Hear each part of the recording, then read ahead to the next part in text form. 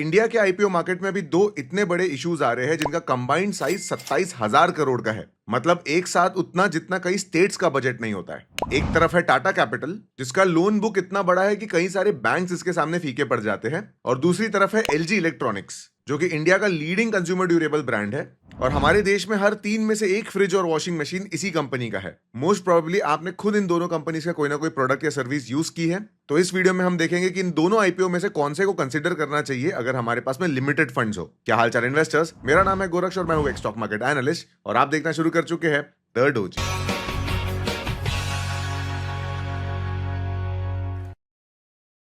इस comparative IPO analysis video में हम सबसे पहले इस कंपनीज का बिजनेस एनालिसिस स्टडी करेंगे, फॉलोड बाय इनके फंडामेंटल्स एंड वैल्यूएशन समझेंगे कि भाई किस तरह की लिस्टिंग है और किस तरह का इनके बैलेंस शीट है। फिर हम इनके फ्यूचर ग्रोथ प्लान और सबका फेवरेट जीएमपी डिस्कशन करेंगे along with the entire IPO analysis. ये सारे सेगमेंट्स मैंने टाइम स्टैम्प करके रखे हैं। मैं अज्यूम कर रहा हूं कि आपने ऑलरेडी इंटरनेट पे काफी वीडियोस देख लिए होंगे, इसलिए मैं हर सेगमेंट के ऊपर एकदम डिटेल नहीं जाऊंगा, अपना एक्सपर्ट ओपिनियन इसके ऊपर शेयर करूंगा। ऐसे ही और एनालिसिस वीडियो के लिए चैनल को सब्सक्राइब करना मत भूलना। And let us now start with the comparative IPO analysis.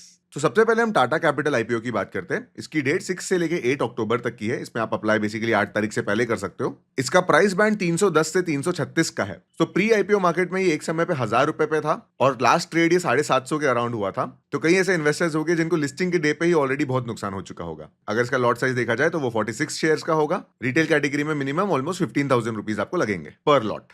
इसका टोटल इशू साइज 15,000 करोड़ का है, जिसमें 6,800 करोड़ का फ्रेश इशू है और 8,600 करोड़ का ओएफएस है। अब फ्रेश इशू क्या होता है? जब कंपनी फ्रेश शेयर्स इशू करती है और उस पैसे से अपने बिजनेस को एक्सपांड करती है। टाटा कैपिटल का गोल है कि वो अपने टियर 1 के बिजनेस को और अच्छे से एक्सपांड करे और अच्छा साउंड बनाए। और बाकी जो ऑफर फॉर सेल होता है, इसमें कंपनी के जो प्रमोटर्स होते हैं, जो पुराने शेयर होल्डर्स होते हैं, वो अपने शेयर्स को बेचते हैं। तो ये पैसा बेसिकली कंपनी में ना जाते हुए उनके जेब में जाता है। So with this the promoter holding will reduce from 95% to almost 85%। और इसमें एक और चीज समझ लो कि आगे चल के ये प्रमोटर होल्डिंग और कम हो जाएगी क्योंकि ये एनबीएफसी के नॉर्म्स है। बट उस चीज को 5 साल का समय मिलेगा, तो हम उसे आज डिस्कस नहीं करते, कभी डिटेल स्टॉक एनालिसिस वीडियो में उसे कवर करेंगे। Let us now discuss LG Electronics. So LG Electronics का आईपीओ 7 से लेकर 9 तक के शुरू रहेगा। इसका प्राइस बैंड 1080 से 1140 पर शेयर तक का है, with a lot size of 13 shares and a minimum capital of 14,000 rupees, basically 14,820। वैसे तो आईपीओ इन्वेस्टर्स को पता ही है कि लगभग पर लॉट आपको इतना ही 14-15 हजार रुपए के बीच में कुछ लगता है। इसका इश्यू साइज भी काफी बड़ा है। ये भी 11,000 करोड़ का आईपीओ है और ये कंप्लीटली ऑफर फॉर सेल है,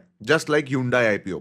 एक कोरियन कंपनी इंडिया में अपना बिजनेस करती है, बहुत बिजनेस को मैच्योर करती है। बेसिकली ये कोई नई कंपनी नहीं है, इसका कोई नया बिजनेस नहीं है। और फिर प्रमोटर्स जब बिजनेस मैच्योर हो जाता है फिर अपने शेयर्स को सेल करते हैं। I don't like this. वैसे तो एक तो ऑफर फॉर सेल के जो आईपीओ होते हैं ना, वो वैसे भी बहुत अच्छे नहीं होते, क्योंकि ये पैसे से कंपनी कोई बिजनेस एक्सपेंशन नहीं करती है। जो पुराने प्रमोटर्स होते हैं वो अपने पैसे को बुक कर रहे हैं, बेसिकली अपने शेयर्स को बेच के कुछ प्रॉफिट बुक कर रहे हैं। इसमें मुझे एक चीज बिल्कुल जो पसंद नहीं है कि ये बिजनेस जब एकदम मैच्योर हुआ है तब जाके ये प्रमोटर्स ने सोचा है कि अब इंडियन मार्केट में इसको डंप कर दिया जाएगा। हर बार ऑफर फॉर सेल में ऐसा नहीं होता है, बट इस केस में जब ये बिजनेस एकदम एस्टैब्लिश्ड है तब क्यों आईपीओ कर रहा है। But anyways let us continue with the analysis. इसमें भी प्रमोटर होल्डिंग 100% से रिड्यूस होकर 85% हो जाएगी और ये बीएसई एनएसई पे दोनों पे लिस्ट होने वाला है। चलिए अब देख लेते हैं कि इन कंपनी का बिजनेस मॉडल कैसा है। सो टाटा कैपिटल की अगर बात करें तो ये एक डाइवर्सिफाइड एनबीएफसी है। Retail loan, SME, housing, vehicle finance, इन सारे सेगमेंट में बेसिकली कस्टमर लेंडिंग सेगमेंट में इसका मेजर बिजनेस है। इसके अलावा और भी कैपिटल बिजनेस करती है, पर उनका एक्सपोजर बहुत कम है। इंश्योरेंस हो गया and other services, but we should only focus on lending business क्योंकि इसका 90% पैसा वहीं से आता है। इसके 1500 से ज्यादा ब्रांचेस है across India. Tier 2 and tier 3 में इसका प्रेजेंस है। जैसा हमने पहले डिस्कस किया, इसके न्यू एक्सपांशन में ये टियर 1 सिटीज में एग्रेसिवली ब्रांच नेटवर्क और डिजिटल फर्स्ट ऑफरिंग लॉन्च करने के लिए पैसे रेज कर रही है। बेसिकली एचएनआई और टियर 1 के कस्टमर्स को अब टारगेट करना चाहती है, which is actually a good sign.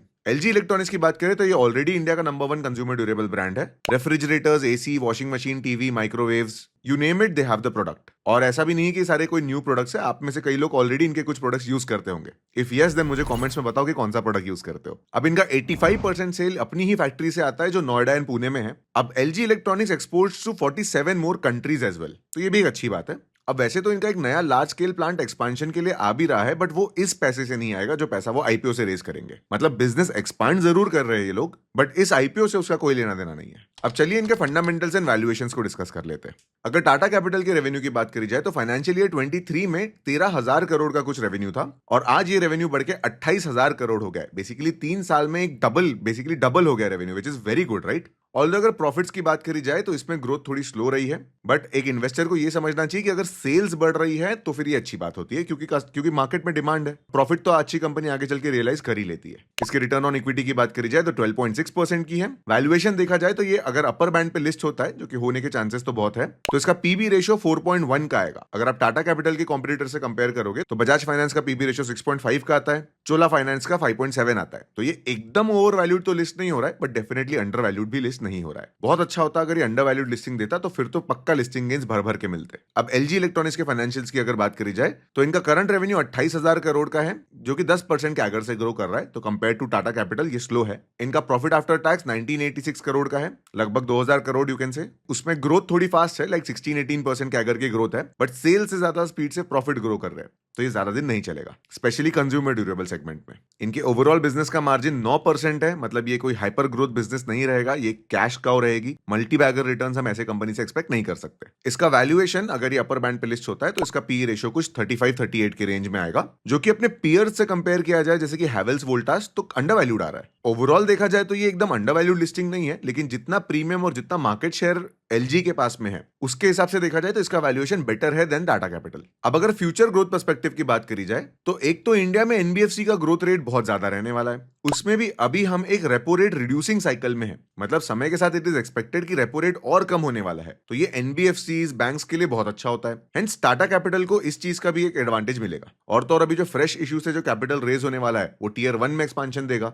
Which is another positive sign. So overall growth perspective से Tata Capital is very good. Now what about LG Electronics? Consumer durable industry भी अभी ग्रो कर रही है एट डबल डिजिट पेस। जैसे repo rate कम होता है तो वही मार्केट में बाइंग पावर बढ़ती है, तो इसका नेक्स्ट इंपैक्ट आपको कंज्यूमर ड्यूरेबल पे देखने मिलता है। तो ऐसा नहीं है कि ये रिड्यूसिंग रेपो रेट साइकिल का एडवांटेज कंज्यूमर ड्यूरेबल को नहीं मिलेगा, बट ये डायरेक्ट एडवांटेज नहीं होता है। ऑल्दो अभी जो न्यू प्लांट आएगा उससे एक्सपोर्ट रेवेन्यू बढ़ेगा, but overall future growth perspective के हिसाब से Tata Capital is in a better position. अब फाइनली सबका फेवरेट जीएमपी एनालिसिस कर लेते हैं। ऑल्दो जीएमपी कोई एक्चुअल प्रैक्टिकल एनालिसिस होता नहीं है, बट स्टिल कहीं ना कहीं आपको ग्रे मार्केट में क्या चल रहा है कि ऑलरेडी बायर सेलर्स किस तरह से बिहेव कर रहे हैं इसका इंफॉर्मेशन मिलता है। तो 1-2 दिन पहले आईपीओ के देखना एक बार लॉजिकल भी होता है। सो अपर बैंड से 40-50 रुपए का जीएमपी स्पाइक है इन टाटा कैपिटल, मतलब listing gain of 12-15% is expected, जो कि ठीक बात है क्योंकि इसमें अलॉटमेंट के चांसेस भी थोड़े ज्यादा रहते हैं। बड़ा इशू है ये। And when we talk about LG electronics तो इसका जीएमपी 22% का है। तो अगर सिर्फ जीएमपी देख के आप इन्वेस्ट करते हो तो क्लियरली आप तो एलजी में इन्वेस्ट करोगे। But I will repeat this, GMP actual listing के बारे में कोई इंफॉर्मेशन नहीं देता है। Hyundai के केस में भी यही हुआ था, जीएमपी थोड़ा बेटर दिख रहा था, लिस्टिंग उतनी अच्छी नहीं हुई थी, क्योंकि ये clear offer for sale of a stable business है।